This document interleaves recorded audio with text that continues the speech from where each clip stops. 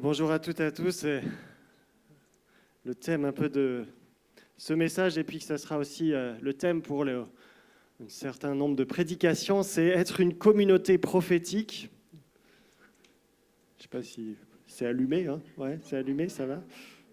Je peux mettre plus fort même. C'est pour ça que j'ai mis cette petite lumière, on reviendra là-dessus. C'est une série qui va prendre pour fondement le livre des Actes. On va parcourir quelques textes dans le livre des Actes et voir ce que c'est être une communauté prophétique ensemble.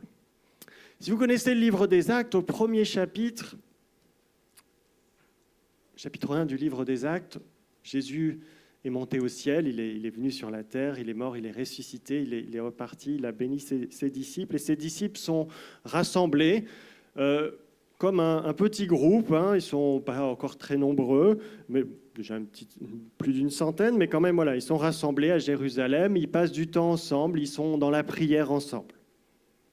Ça, c'est acte 1. Et je crois que parfois, il nous arrive de penser que c'est ça l'Église. C'est un petit groupe de chrétiens qui se retrouvent pour prier ensemble dans la chambre haute, discrètement, bien au chaud entre nous. Mais si c'est ça notre vision de l'Église, c'est qu'on est resté bloqué au chapitre 1 du livre des Actes. Hein. Parce que les 27 autres chapitres du livre des Actes montrent comment ce petit groupe de disciples du Christ va en quelques années devenir un peuple, va être à l'origine d'un peuple très nombreux qui va se répandre à travers toutes les nations. Et on va découvrir comment des hommes et des femmes qui sont tout à fait ordinaires, sans grandes éducations, qui ont été des pêcheurs, des collecteurs d'impôts, et qui vont être utilisés par Dieu pour propager la bonne nouvelle de Jésus-Christ à travers tout l'Empire romain, depuis Jérusalem jusqu'à Rome. C'est ça la naissance de l'Église, dont nous sommes aujourd'hui quelque part héritiers. Mais avant qu'ils se mettent en route, justement, il y a un événement qui se produit, bien connu.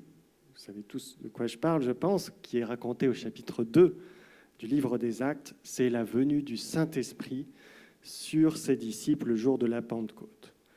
Et c'est ce jour-là que ces gens ordinaires vécurent un événement extraordinaire qui va transformer leur vie et surtout leur service pour Dieu.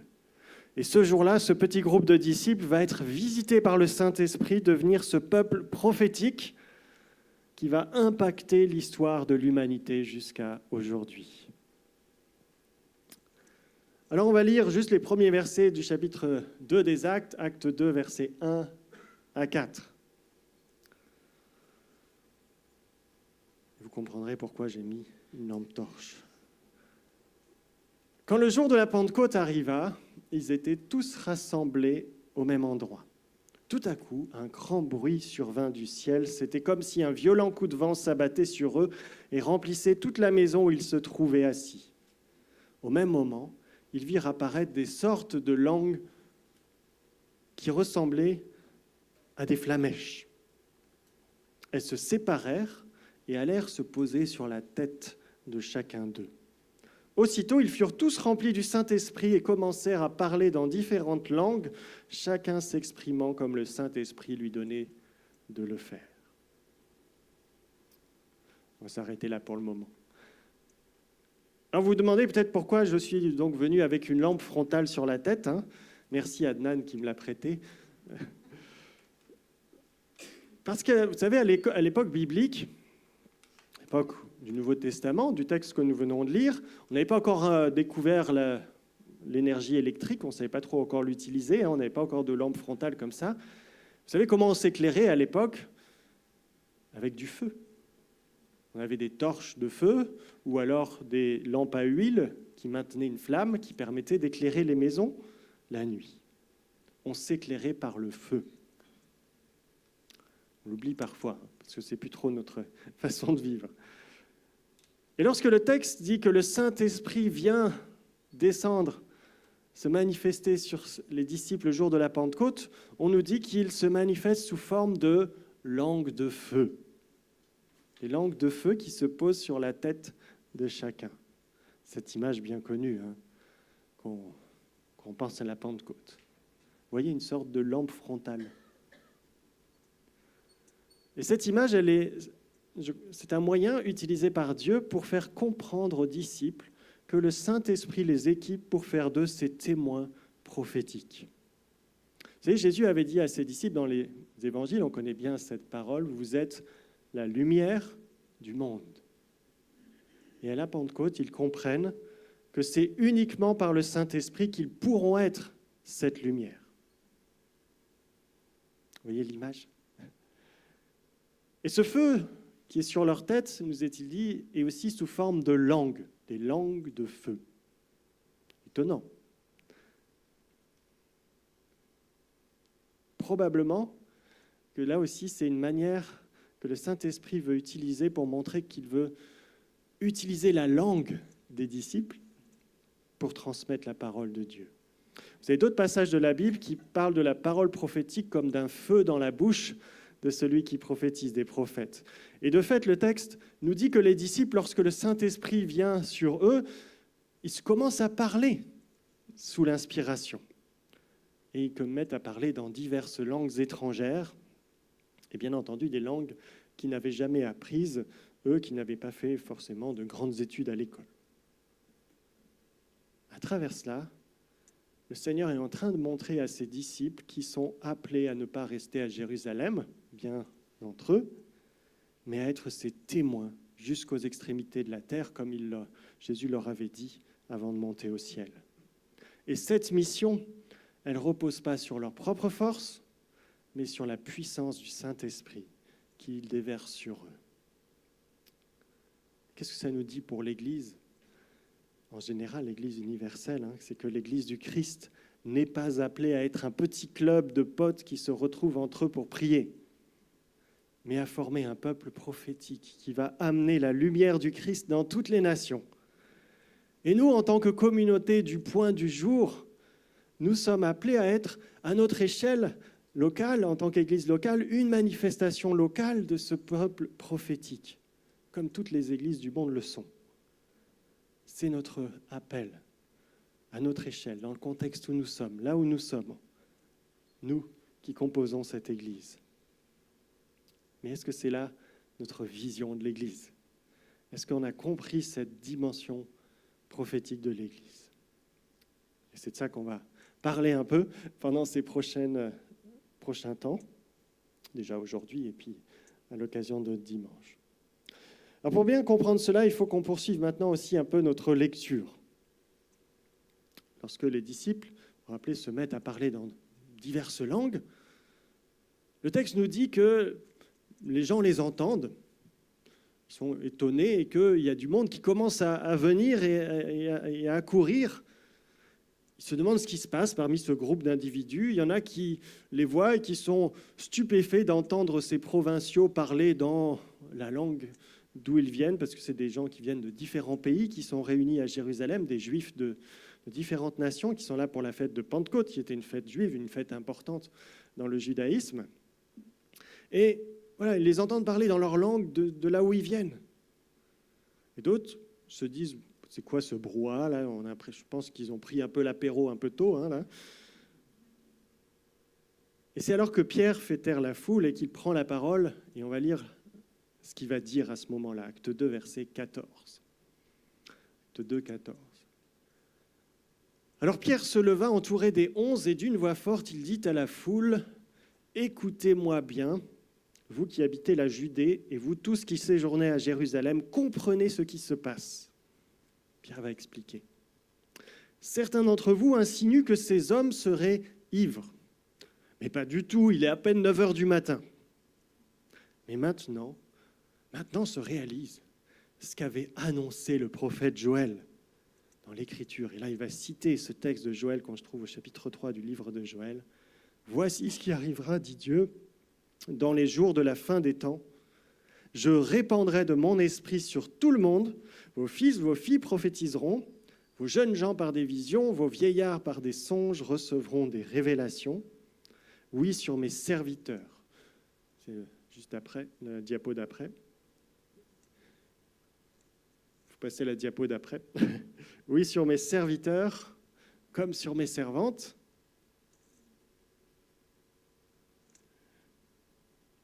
Voilà.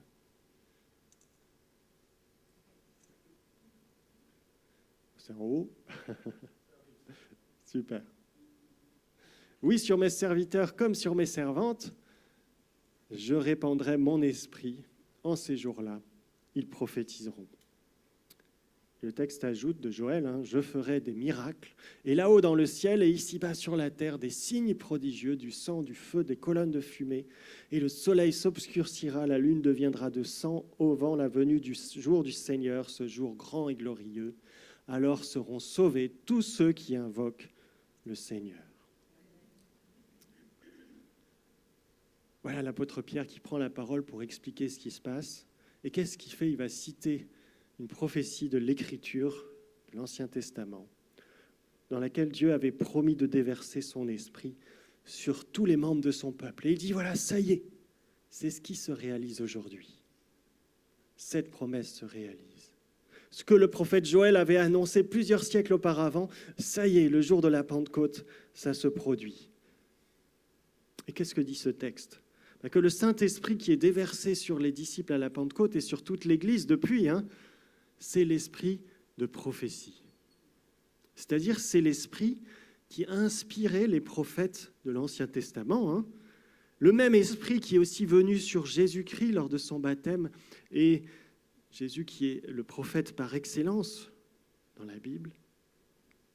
Et ce même esprit qui maintenant n'est plus déversé seulement sur quelques figures bien spécifiques, sur quelques prophètes, mais sur tous les membres du peuple de Dieu, il est dit ici. Hommes et femmes, jeunes et moins jeunes, il n'y a pas d'âge. Esclaves et hommes libres, il n'y a pas de statut social. Tous sont au bénéfice de l'esprit de prophétie. Tous forment ensemble un peuple prophétique. Et ce peuple, tu en fais peut-être partie, En tout cas, si tu crois que Jésus-Christ est le Fils de Dieu, que tu as accepté comme ton sauveur, qu'il a pardonné tes péchés en mourant à ta place sur la croix, si tu as placé ta foi en lui, qu'il est ton sauveur, ton Seigneur, alors, de fait, tu es un membre de son peuple et de ce peuple-là, ce peuple prophétique. Et si tu es chrétien et que ça affecte, que c'est pour toi quelque part plus qu'une simple déclaration, alors ça devrait affecter toute ta vie. Et si tu vis cette relation profonde et sincère avec Dieu, si tu l'expérimentes au quotidien, c'est parce que l'Esprit de Dieu repose en toi. Et ça n'a rien d'anecdotique. Je ne sais pas si on réalise, on dit j'ai l'Esprit de Dieu en moi, ou l'Esprit de Dieu est là, le Saint-Esprit est avec nous. Mais le Saint-Esprit, c'est l'Esprit de Dieu, du Dieu Tout-Puissant. Et Dieu ne nous donne pas son esprit pour qu'on puisse se dire « Ah, c'est cool, ça fait tout plein de frissons. C'est chouette, je ressens ça. Ah, c'est doux, c'est beau, c'est bon, c'est confortable. » Alors c'est bien, ça fait ça aussi parfois. On ressent la présence du Seigneur et c'est bon, bien sûr. Mais ce n'est pas juste ça. Il nous donne une puissance. C'est ce que dit Jésus à ses disciples. « Je vous enverrai le Saint-Esprit, une puissance, et vous serez mes témoins. » Une puissance pour... non pas devenir baraque et en boxe, mais parce que pour annoncer la bonne nouvelle de Jésus-Christ, pour transformer les vies, une puissance qui permet d'être justement ces témoins prophètes du Seigneur dans ce monde. Est-ce que nous sommes conscients de cela? Est-ce que nous sommes conscients de la lumière que nous sommes appelés à porter? Alors, j'ai pas de langue de feu, mais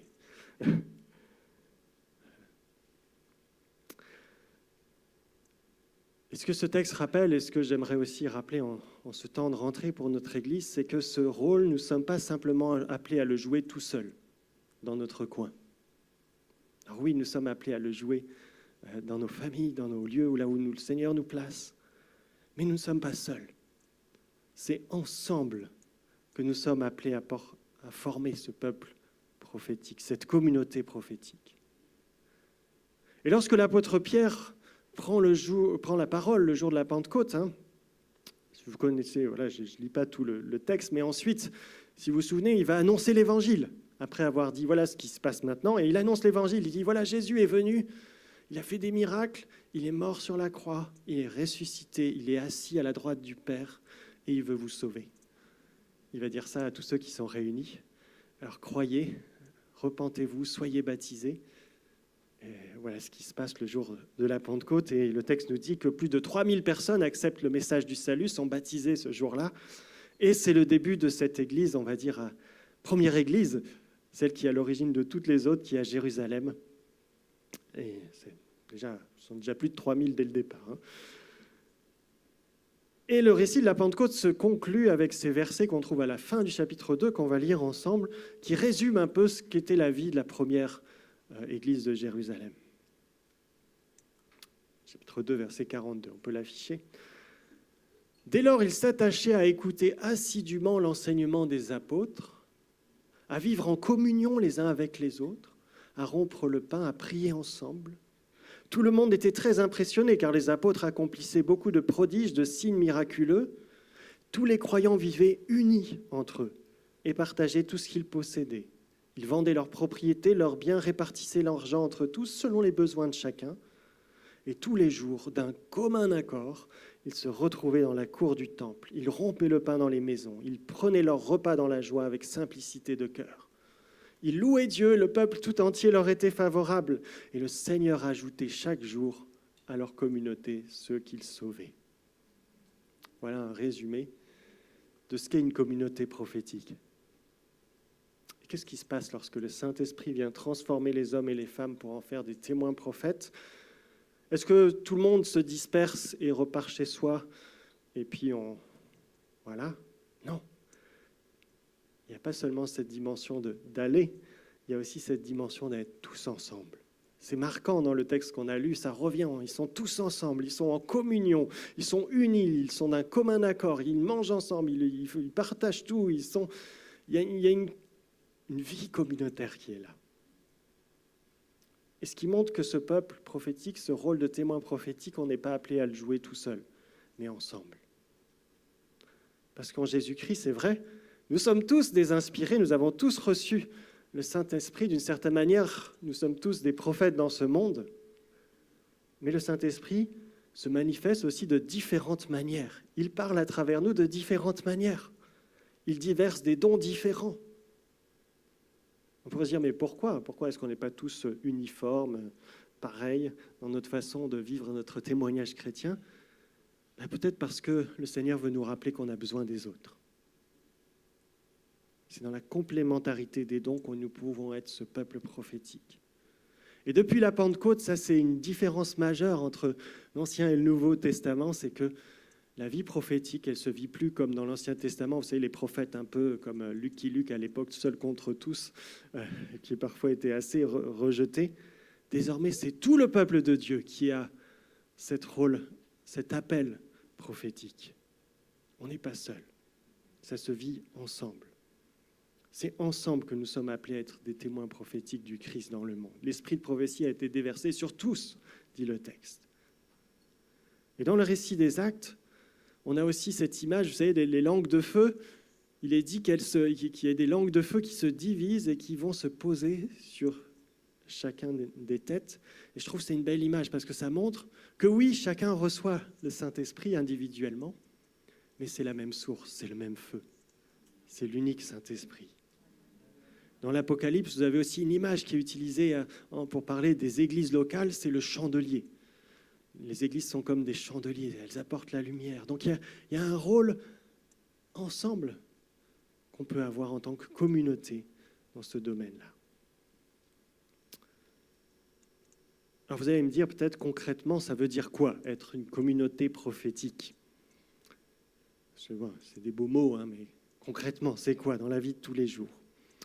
Eh bien, le livre des Actes nous donne un certain nombre de caractéristiques qu'on va développer au fur et à mesure des prochaines prédications, des prochaines semaines. Mais pour aujourd'hui, je vais juste vous introduire un peu, résumer quelques caractéristiques qu'on trouve dans le livre des Actes, en espérant que ça vous donne envie pour la suite, pour les prochains dimanches. Premièrement, l'Église est peut-être comme on pourrait dire, si on parle de lumière, comme une lampe un peu multicolore, un peu comme ces LED multicolores que sont à la mode aujourd'hui. Je ne sais pas si vous voyez de quoi je parle. Voilà, un peu comme, ou des choses comme ça, ou une guirlande multicolore. Pourquoi? Parce que, ça c'est quelque chose d'assez intéressant et d'assez frappant, c'est que le texte de Joël, que Pierre cite lorsqu'il dit « Voilà ce qui se passe maintenant dans l'Église, dans le peuple de Dieu », montre que ce peuple est diversifié. Vos fils et vos filles prophétiseront. Il n'y a pas de différence entre les sexes. Hommes et femmes sont concernés. Et toutes les générations sont concernées aussi. Les jeunes gens et, aujourd'hui on traduirait vos retraités ou vos seniors. Vos jeunes gens auront des visions, vos seniors auront des songes. Il n'y a pas d'âge. Et les enfants, tout à l'heure, on a dit qu'ils seront l'avenir de l'Église, mais ils sont même le présent de l'Église. Ils font partie de l'Église. Jésus accueille les enfants.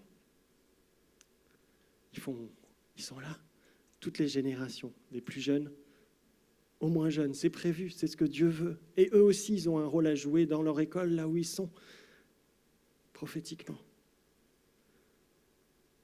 Ce n'est pas non plus nécessaire d'être diplômé, ni d'avoir un haut statut social.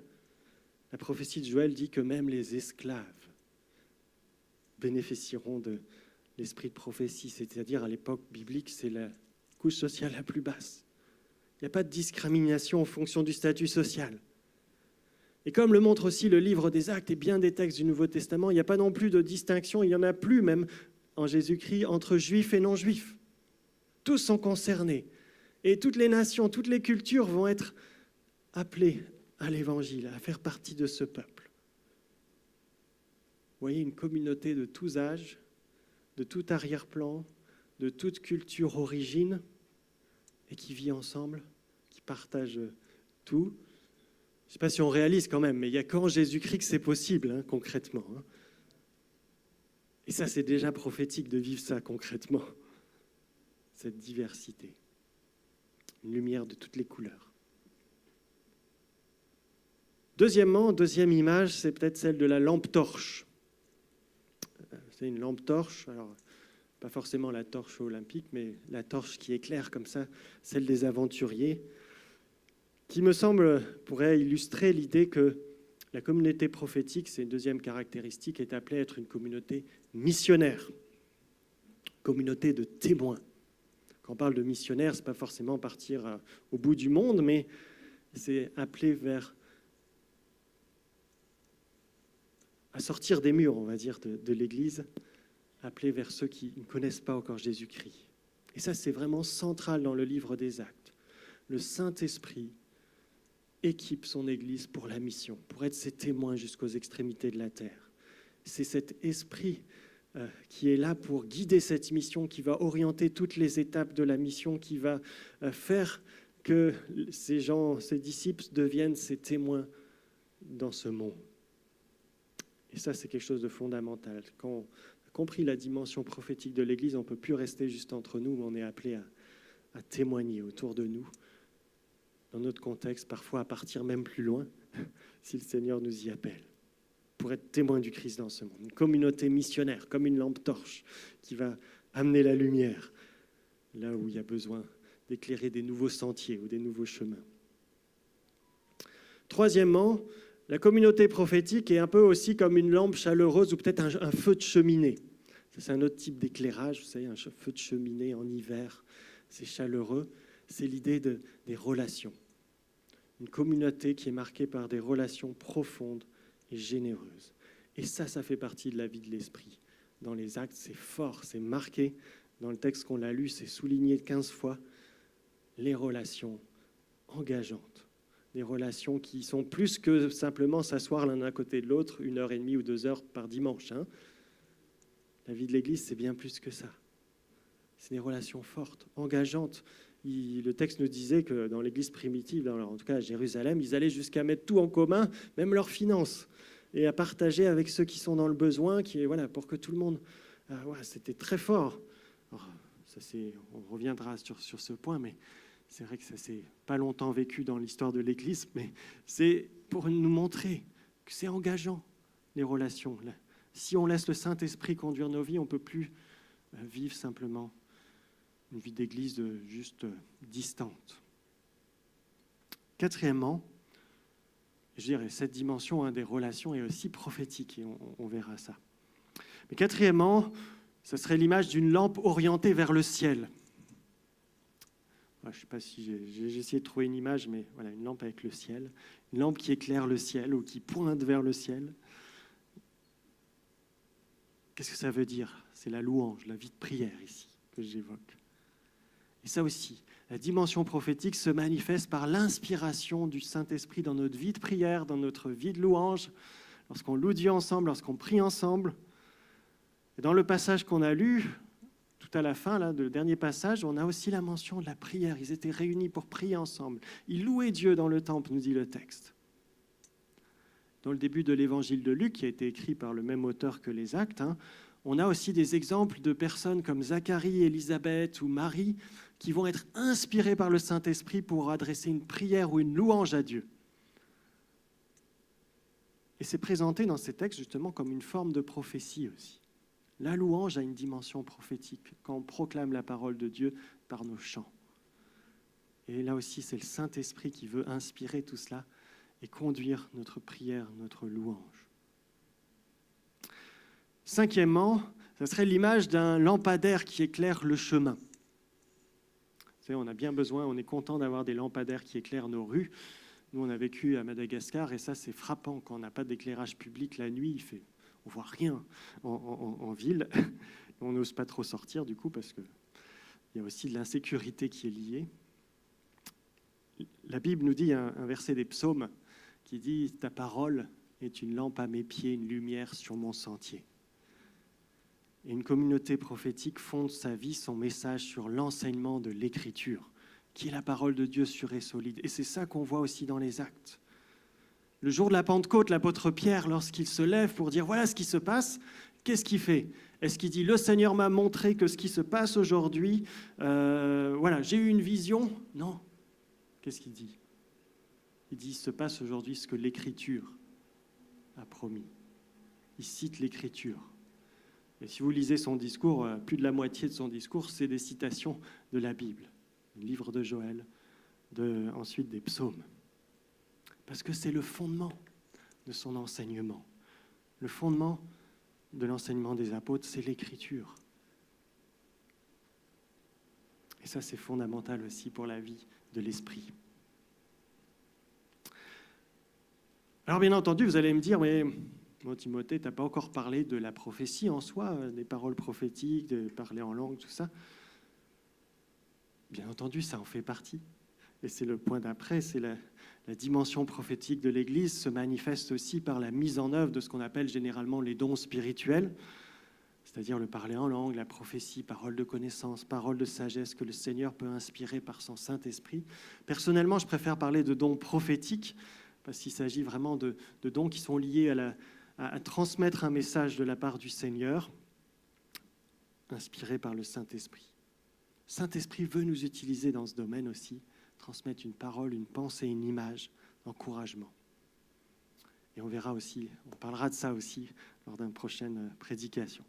Mais souvent, c'est vrai que dans les milieux pentecôtistes, charismatiques, on fait partie de ces milieux-là, nous en tant qu'Église, on a tendance à nous focaliser sur ces dons-là, en particulier quand on pense à la vie de l'esprit.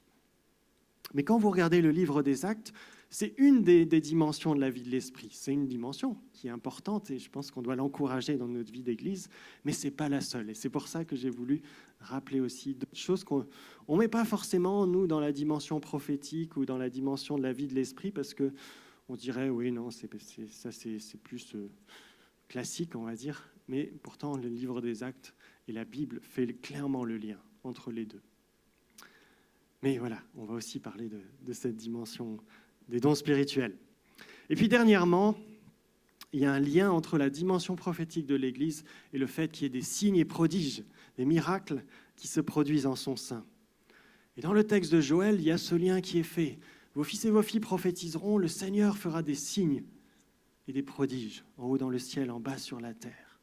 Et la suite du texte des Actes va montrer que de la même manière que Jésus a fait des signes et prodiges, les apôtres, puis les disciples, les chrétiens, peuvent aussi faire des signes et prodiges qui accompagnent la prédication de l'Évangile.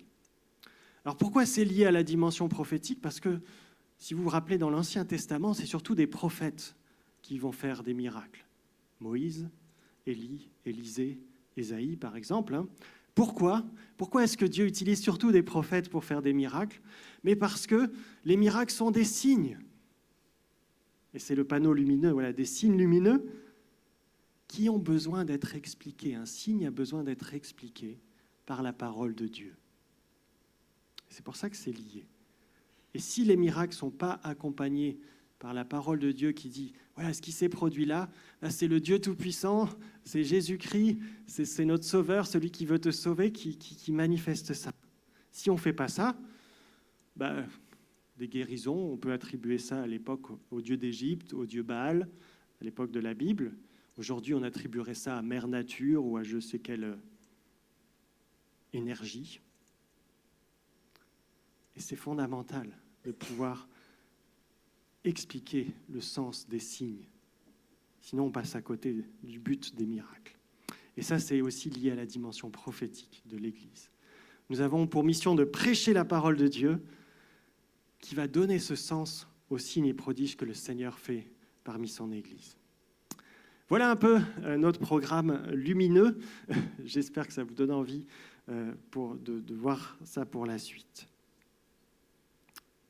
Mais pour terminer, j'aimerais juste prendre ces premiers versets d'Ésaïe 60, qui me semble, voilà, j'aime beaucoup ce texte aussi, Ésaïe 60, versets 1 à 3. Alors ça ne s'affiche pas, mais je vais vous le lire. Ça dit « Lève-toi, lève-toi, resplendis ». Et Dieu dit ça à son peuple. Il dit « Lève-toi, resplendis, car voici ta lumière, car sur toi s'est levée la gloire du Seigneur. Voici que les ténèbres couvrent la terre, une nuée sombre couvre les peuples, mais sur toi l'Éternel se lèvera lui-même comme un soleil, et l'on verra sa gloire apparaître sur toi. Des peuples marcheront à ta lumière, et des rois à cette clarté qui s'est levée sur toi. »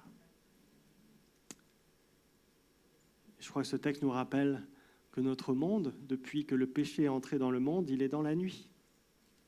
Les ténèbres couvrent la terre depuis Adam et Ève. Et notre monde ne sait plus discerner ce qui est bien ou mal à cause du péché qui l'aveugle. Un monde qui ne perçoit plus la présence de Dieu. Un monde de ténèbres.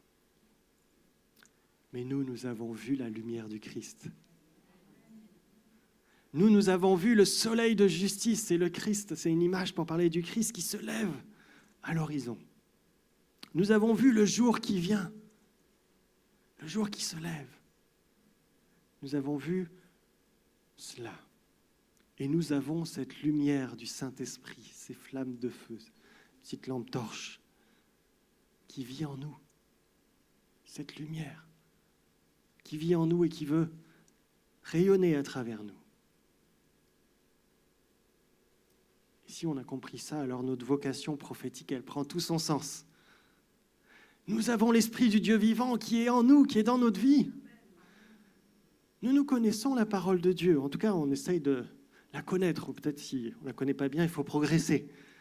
Mais on y a accès, on a compris ce que Dieu veut pour nous. Et c'est notre rôle de faire connaître notre Dieu à ce monde qui l'ignore. C'est à nous que le Seigneur confie cette mission de briller, de resplendir, d'être cette lumière pour ceux qui sont dans les ténèbres. C'est à nous de rappeler ce qui est bien ou mal dans un monde qui en perd de repères. C'est à nous d'apporter ce message de délivrance, on a chanté tout à l'heure, à un monde qui est prisonnier dans le péché.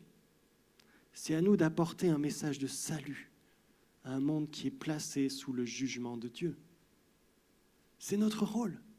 C'est à nous de faire entendre la parole de Dieu à ce monde qui est devenu sourd. C'est à nous de faire voir Dieu à ce monde qui est devenu aveugle. Et ça, c'est notre rôle. Chacun d'entre nous, si nous avons l'Esprit de Dieu en nous, Dieu veut nous utiliser pour cela. C'est notre rôle en tant que communauté aussi prophétique du point du jour. Vous êtes d'accord ? C'est notre mission, c'est notre appel. Là, on pourrait se dire, ça fait quand même un peu peur tout ça. Moi, je ne suis pas très brillant, en tout cas pour ma part. pas tous les jours très brillant. Mais c'est vrai que cette mission, cet appel, si on pense pouvoir le faire par nos propres forces, de toute façon, ça ne marchera pas. On n'y arrivera jamais. Mais justement, ce n'est pas par nos propres forces qu'on peut l'accomplir et que le Seigneur nous appelle à l'accomplir. Nous sommes ensemble et surtout nous avons reçu la puissance même de Dieu, l'Esprit de Dieu, le Saint-Esprit, nous dit la Bible. Dieu parmi nous.